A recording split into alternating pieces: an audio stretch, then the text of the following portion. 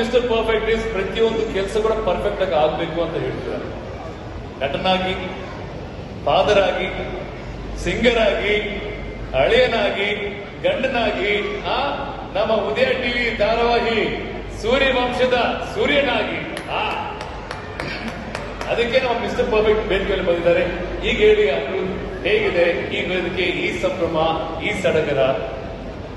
ತುಂಬಾ ಸಂತೋಷ ಇದೆ ನನಗೆ. ವೈಯಕ್ತಿಕವಾಗಿ ಹೇಳಬೇಕಾದ್ರೆ ಶಿವಕುಮಾರ್ ಸರ್ ಅವರು ಮತ್ತು ನಾನು ಸುಮಾರು ವರ್ಷಗಳ ಪರಿಚಯ.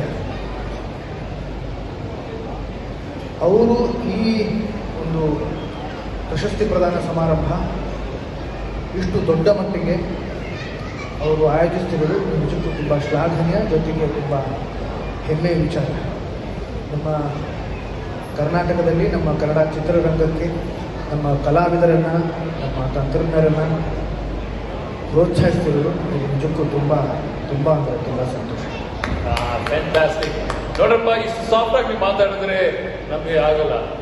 ನಿಮ್ಮ ಒಳಗೊಬ್ಬ ಸಿಂಹ ಇದ್ದಾರೆ, ಇನ್ಸ್ಪೈರ್ಡ್ ಬೈ ಸಾಹಸ ಸಿಂಹ ಅಲ್ವಾ?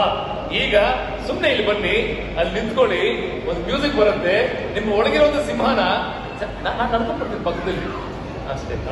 ರೆಡಿ? ಈಗ ಈ ಸಿಂಹ ನಡ್ಕೊಂಡ್ಬಂದ್ರೆ ಹೇಗಿರುತ್ತೆ ಗೊತ್ತಾ? ಹಿಂದೆ ಇರಿ ಫಸ್ಟ್, ಆಮೇಲೆ turn that side. Okay, ready? Music.